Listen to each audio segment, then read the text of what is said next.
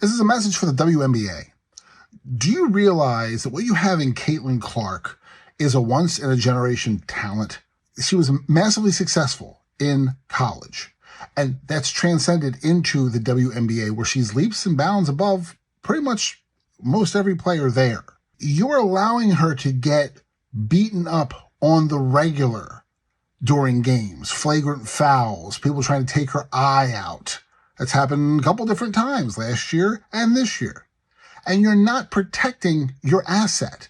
Now, let's give it some perspective. Michael Jordan was a once-in-a-generation talent, and he was massive in college, leaps and bounds above everybody else.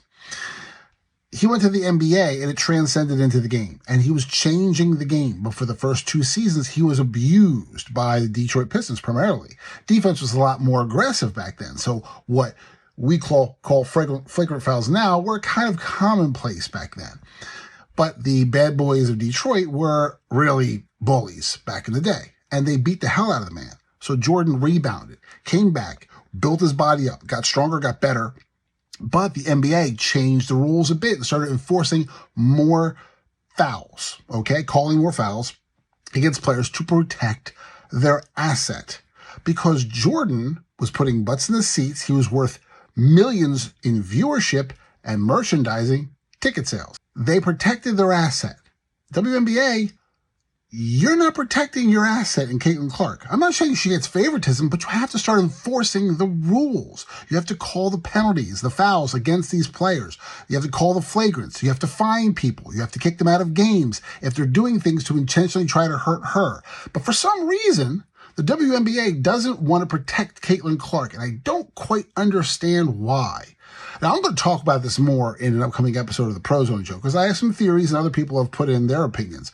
But you're not making a lot of money without Clark. You lost 50% of your viewership when she was out with a quad injury. Do you want her to get injured again? Your ticket sales plummeted. They went from, $89 a game, like $25 a game for certain games when Clark was out.